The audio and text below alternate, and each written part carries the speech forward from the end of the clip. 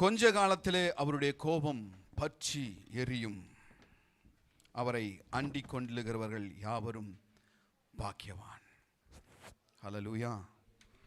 நம்ம பாக்கியவான் லிஸ்ட்ல இருக்கிறோமா இல்லையா? நம்ம இந்திய தேசத்தில் பல ஜாதியான மக்கள் வாழ்ந்து கொண்டு இருக்கிறாங்க.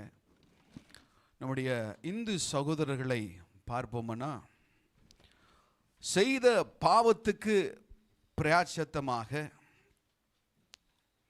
அநேக காரியங்களை செய்கிறாங்க. நம் பாவம் நீங்கணும், என் பாவத்துக்கு பிராயச்சின்னு சொல்லிட்டு பார்த்தீங்கன்னா, இந்த ஆடி மாதத்துலலாம் ஒரு பெரிய கம்பி எடுத்து இந்த பக்கம் வாயில் குத்தி அந்த பக்கம் எடுப்பாங்க. நாக்கில் ஒரு கம்பியை குத்துவாங்க. எங்கள் ஊரில் பார்த்துக்கலாம், உடம்பெல்லாம் கம்பி ஹூக்கில் மாட்டி அப்படியே ஒரு மரத்தில் தொங்க விட்டு அப்படியே எடுத்துகிட்டு போவாங்க, பார்த்துருப்பீங்க. உடம்புலெல்லாம் ஊசி குத்தி குத்தி அதில் எலுமிச்சை பழம் கட்டி தொங்க விட்டுருப்பாங்க. அநேக காரியங்களை தங்களை வருத்தி கொண்டு, எப்படின்னா எனக்கு பாவத்திலிருந்து விமோச்சனம் கிடைக்காதா, இந்த பாவத்திலிருந்து ஒரு மீட்பு கிடைக்காதா என்று சொல்லி அநேக தூரம் நடந்தே, செருப்பு கூட இல்லாமல் பல கிலோமீட்டர்கள் நடந்து செல்லுகிறதை பார்க்க முடிகிறது. அவ்வளோ கஷ்டப்பட்டும் செய்த காரியங்கள், பாவங்கள் தீர வேண்டும் என்று செய்த காரியங்களினுடைய முடிவு என்னன்னு பார்த்தா, பாவத்துக்கு விமோச்சனம் உண்டான்னு பார்த்தா, அவ்வளோ கஷ்டப்படுறவங்களுக்கு அந்த காரியம் கிடையாது. ஆனால் நம்மளுடைய கிறிஸ்தவத்தில் மீட்பு என்பது ரொம்ப லகுவாக மாறிட்டதுனால அதனுடைய மதிப்பு கிறிஸ்தவ சமுதாயத்தில், கிறிஸ்தவ சகோதர சகோதரிகளுக்கு தெரியதில்லை. மீட்கப்படணும், ஒவ்வொரு கிறிஸ்தவனும் மீட்கப்பட வேண்டும் என்றால் யோசித்து பார்த்துங்க. மீட்கப்படணும்னா, பாவத்திலிருந்து விடுதலை பெறணும்னா, நீ பரலோக ராஜ்யத்தை சென்று அடைய வேண்டுமானால், இந்த தேசத்தில், நீ இருக்கிற தேசத்தில் அடிக்கிற வெயில்ல ஒரு 60-70 கிலோ சிலுவையை சுமந்து கொண்டு அற நிர்வாணமாக ஒரு 10 மைல் தூரம் நீ நடந்து சென்று கஷ்டப்பட்டாதான் உனக்கு பாவத்திலிருந்து விமோச்சனம் கிடைக்கும்னு ஒரு ரூல்ஸை மாத்திரம் கடவுள் வைத்திருந்தார்னா, அதையும் எப்படின்னா கஷ்டப்பட்டு செய்திருந்தோம்னா நமக்கு தெரியும். ஐயோ, பாவம் செஞ்சா இவ்வளோ கஷ்டப்பட்டாதான் நமக்கு பாவத்திலிருந்து மீட்பு கிடைக்கும். இந்த வெயில்ல 60-70 கிலோ சிலுவையை முதுகில் சுமந்து கொண்டு 10-12 கிலோமீட்டர் நடந்து கீழே விழுந்து உடம்பெல்லாம் ரத்த கலரி ஆகி மரணம் சாபர மாதிரி ஒரு நிலைமைக்கு வரைக்கும் நான் போனாதான் என்னுடைய செய்த ஒரு பாவத்துக்கு மீட்பு உண்டாகும் என்ற எண்ணம் நமக்குள்ளே இருந்தால், அந்த மீட்பை நம்ம எவ்வளோ ப்ரெஷியஸாக நினைப்போம். ஐயோ, இவ்வளோ கஷ்டப்பட்டு நான் இந்த மீட்பை பெற்றிருக்கிறேன் பிரதர், இவ்வளோ கஷ்டப்பட்டு இந்த மீட்பை, என் ஜீவனை பணயம் வைத்து இந்த மீட்டை பெற்றிருக்கிறேன் அப்படின்னு சொல்லிட்டு அதுக்கு ஒரு மதிப்பு இருக்கும்.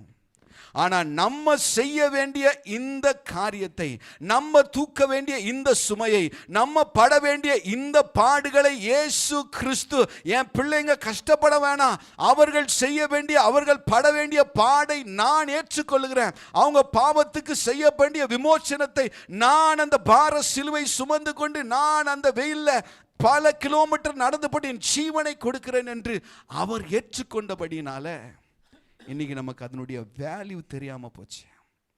பாவத்திலேயே புரண்டு கிடக்கிறோம், பாவத்திலேயே படுத்து உருளுகிறோம்.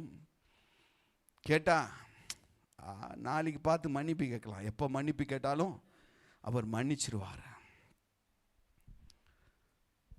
வெளிப்படுத்தின விசேஷம் 10ஆம் அதிகாரம் 6ஆம் வசனம் சொல்லுது, இனி காலம் செல்லாது, இனி காலம் செல்லாது, உலகத்தினுடைய முடிவு, உலகத்து முடிவுடைய விளிம்பில் நின்று கொண்டிருக்கிறோம்.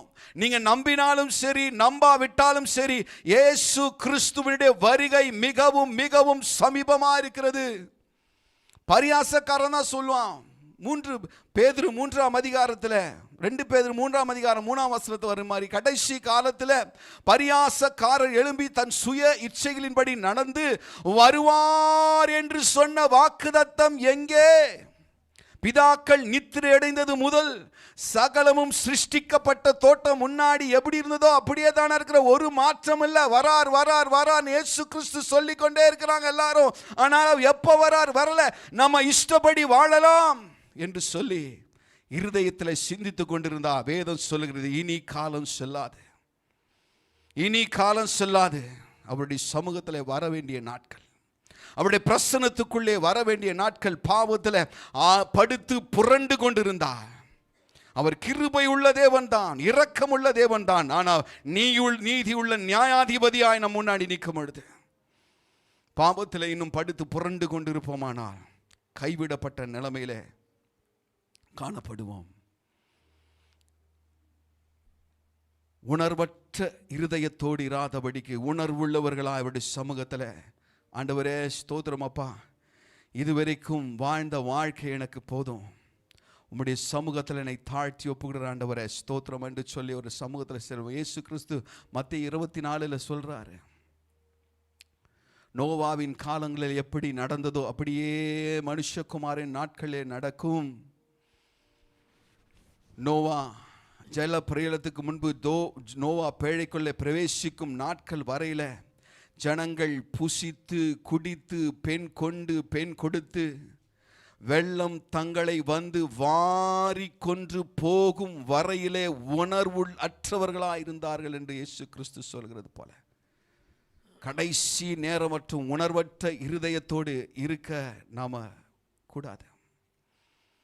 தேவனுடைய எச்சரிப்பின் சத்தம் கேட்கும் போது இனி காலம் செல்லாது என்று அவருடைய வார்த்தை வெளிப்படும் போது, ஆண்டவரே ஸ்தோத்திரம், இது அவருடைய சமூகத்தில் வர வேண்டிய நாட்கள், அவருடைய பிரசன்னத்துக்குள்ளாய் வர வேண்டிய நாட்கள், அவர் கிருபைக்குள்ளாய் வர வேண்டிய நாட்களுக்குள்ளே இருக்கிறோம். ஹல்லேலூயா. ரெட்ட வேஷம் போட்டுட்டு நடக்கிற வாழ்க்கை வேணாம், குந்தி குந்தி நடக்கிற வாழ்க்கை வேணாம்.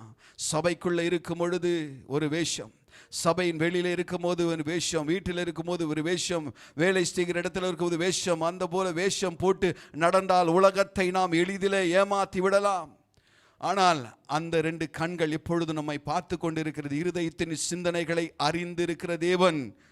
ஞாபக புஸ்தகம் ஒன்று இருக்குது, சகலமும் அதிலே எழுதப்பட்டிருக்கிறது. அவருடைய சமூகத்தில் வர வேண்டிய நாட்கள் இது.